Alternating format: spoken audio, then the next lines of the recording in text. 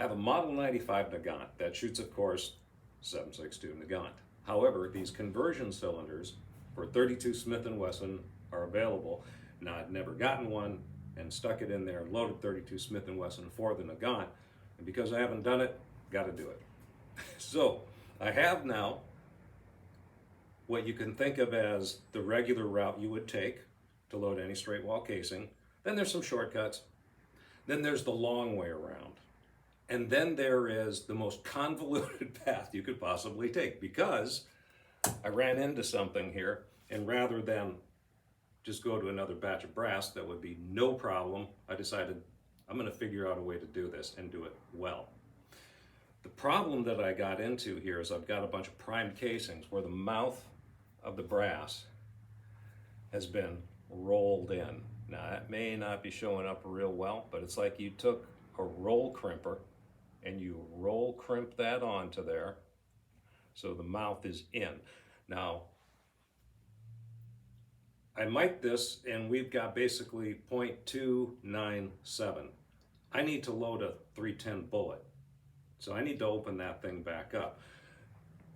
The die set that I'm using from Redding, the second die, which you know on a straight wall casing, is the expander. Now, the expander on the Redding is a little bit too round to go into there. It needs more taper, otherwise it's simply going to crush the mouth of the casing and it won't be able to use the brass. So, in looking at a number of different expanders that have more of a taper, Lee's got a universal that's got a very nice angle to it. You could work on anything with it, but I'm out of those. I don't have any left in stock, but what I do have sitting on a shelf is a Lyman M die. Now, they have these attachments that are threaded to the end of the expander rod, and this one's got a more gradual taper, so I can put that up into here, and this is going to expand it to 309. So first, I want to deburr this to make sure I don't have any issues going on with a burr grabbing something. Do that, and I run it up into the Lyman M die, which is going to open it up to 309, which it does beautifully. Now, if you're looking for better concentricity, turn it a quarter turn, run it up there again, beautiful. Now, in playing with the normal expander, because I'm kind of back to a more neutral position right now, I still need to open up the mouth of the casing.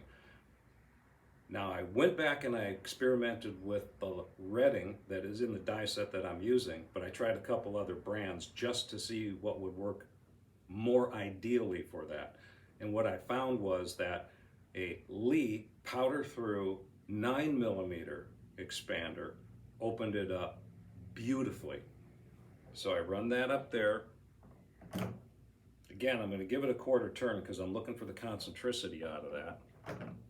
Now, when I turn the turret to grab the bullet, which is 310.5, this is usually with the 100 grain soft point used for 3220, but I want to go with a 100 grain bullet rather than the standard 85, because the Nagant was designed to shoot closer to a 100 grain bullet, not the lighter 85 grain. And I'm thinking that's going to perform a little bit better. We'll find out.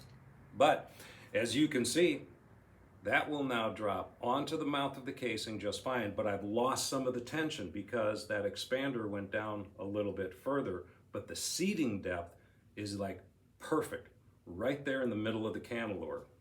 That's why I went with that. Now, I need to get my tension back. So first I can run that up into the seat, which is of course going to bring the mouth in some. And again, if you're looking for the concentricity, give it a quarter turn. Now, to get my tension back and to get an appropriate crimp, I took the expander decapping rod out of the 32 Smith & Wesson sizing die, and when I run that up into there, again, I'm looking for concentricity, so I'm going to make a quarter turn, run it up into there again. This came out absolutely perfect. Take this, press it firmly on the top of the press, and it doesn't budge. Now, of course, I've got my die set up. I need to, in the interim, drop that powder charge in between there. But see, it doesn't matter. When you run into problem casings, you can figure out a way to get to where you want to go. And frankly, I found this quite a bit of fun.